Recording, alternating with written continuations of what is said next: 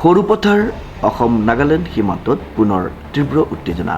CRPF বন বিভাগে নিৰ্মাণ কৰা তহলদাৰী কেম্প ভাঙি শেষ কৰি জ্বলাই দিয়ে নগা দুৰ্বৃত্তই।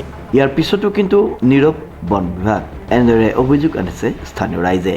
উল্লেখযোগ্য যে অসম নাগালেণ্ড সীমান্তৰ খেৰবাৰী অঞ্চলত নিৰ্মাণ কৰা বন বিভাগ CRPFৰ অস্থায়ীভাৱে নিৰ্মাণ কৰা শিবিৰত নাগালেণ্ডৰ পৰা অহা শতাধিক নগা দুৰ্বৃত্তই আক্ৰমণ কৰে। ঘটনাস্থলীৰ পৰা প্ৰাণ বচাই পলায়ন কৰে 7 গৰাকী বনৰক্ষীয়ে। উৰিয়ামঘাট সীমান্ত আঞ্চলিক ছাত্ৰ সন্থাৰ চৰকাৰলৈ আহ্বান, এই ক্ষেত্ৰত ব্যৱস্থা গ্ৰহণ কৰিবৰ বাবে। হয়, আমি দেখিবলৈ পাইছোঁ যোৱা দুদিন পূৰ্বে যেতিয়া ইয়াত আপোনাৰ এই সাম্প্ৰতিক পৰিস্থিতিৰ ওপৰত লক্ষ্য ৰাখি যিদৰে আমাৰ বন বিষয়াৰ যি আমাৰ কৰ্তৃপক্ষ, এই কৰ্তৃপক্ষৰ কিছু বিষয়ববীয়া আহি ইয়াত অস্থায়ী শিবিৰ স্থাপন কৰিছিলে।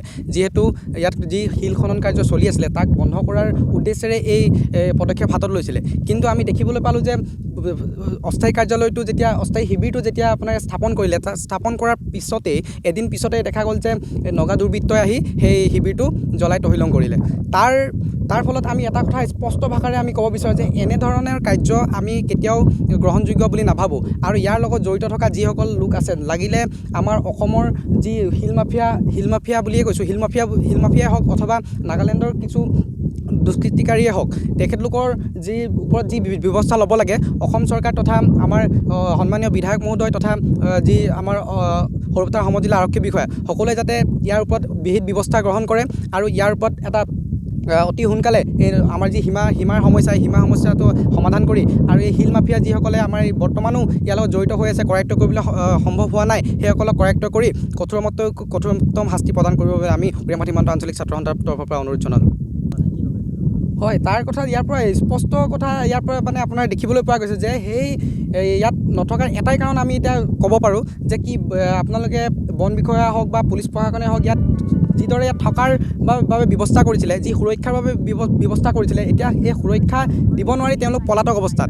ইয়াত এজনো বৰ্তমানলৈকে আমি দেখা যিটো জেগাত এই ঘটনা সংঘটিত হৈছিলে সেই ঘটনাস্থলীত আমি ইয়াত উপস্থিত আছোঁ, কিন্তু উপস্থিত থাকি আমি এজনো বন বিষয়াৰ কৰ্মচাৰী বা আপোনাৰ পুলিচ প্ৰশাসনৰ এজনো লোক আমি ইয়াত দেখিবলৈ পোৱা নাই। কাৰণ তেওঁলোক হয়তো ইয়াত ভয় খাইছে, ভয়ত তেওঁলোক ইয়াৰ পৰা নিমাত হৈছে।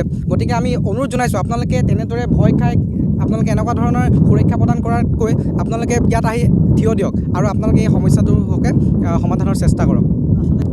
নগা দুৰ্বৃত্তৰ এইটো এটা কথা আমি স্বীকাৰ কৰিব লাগিব, তেওঁলোক অসমৰ এজন ভাল তেওঁলোক কৰ্মদক্ষতা আৰক্ষী বিষয়া থকাৰ পাছতো আমাৰ এই নগা দুষ্কৃতিকাৰীসকলৰ প্ৰতি তেওঁলোকে ভয় খাইছে, ভাবুকি তেওঁলোকে সেই ভয়ত এই শিবিৰ এৰি তেওঁলোকে এতিয়া পলাতক অৱস্থাত। ইয়াত এজনো শিবিৰ নাই, পুনৰ স্থাপন কৰিছে শিবিৰটো, তথাপিও এজনো শিবিৰত বন বিষয়াৰ কোনো কৰ্মচাৰী ইয়াত উপস্থিত নাই। পল্লৱী বৰুৱাৰ ৰিপৰ্ট, নিউজ নাও।